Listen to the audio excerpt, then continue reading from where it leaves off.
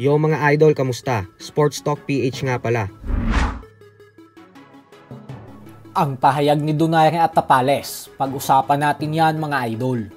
Ngunit bago ang lahat ay huwag kakalimutang mag-subscribe at i-click ang notification bell button for more sports talk.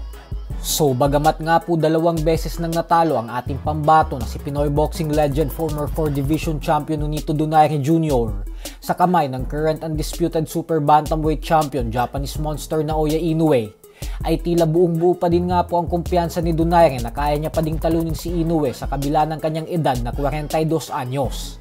Ito po ay dahil sinabi mismo ni Donaire na gusto niya pa din daw makasagupa si Inoue sa ika-3 pagkakataon. Paliwanag ni Nonito na alam niya naman daw na kailangan niya munang makabalik sa tuktok bago mabigyan ng pagkakataon na makalaban ulit si Inoue.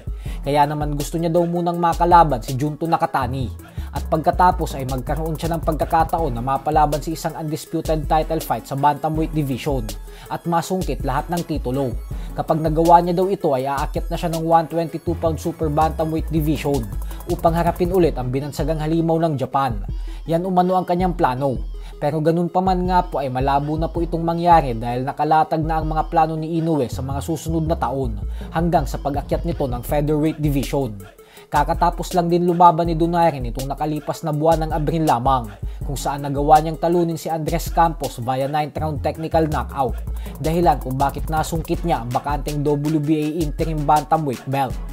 Sa kabilang banda naman mga idol ay natanong naman nga po ng ating kaibigan na Sports PH ang isa pa nating pambato na si former Unified IBF and WBA Super Bantamweight Champion Marlon Tapales sa posibilidad na magtuo sila ng kapwa Pinoy boxer na si undefeated top contender Carl James Martin sa hinaharap.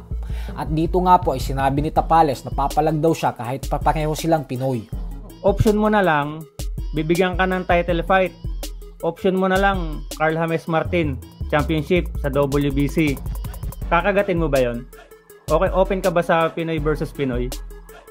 World champion level naman yan. At saka, of course, pwede akong lumaban sa kanya kasi nasa top din naman siya na ranking. Pwede.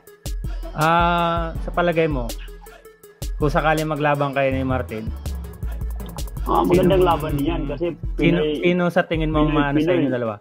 Pinoy, pareho kami. Gutom siya. Gutom na gutom din ako. So, magandang laban din yan. Sa tingin mo, sino sa inyo mas may malaking chance? Ikaw o siya?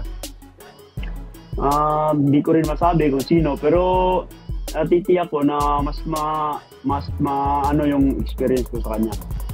Bali sa experience talaga magkakatalo. Sports Talk PH, kakaiba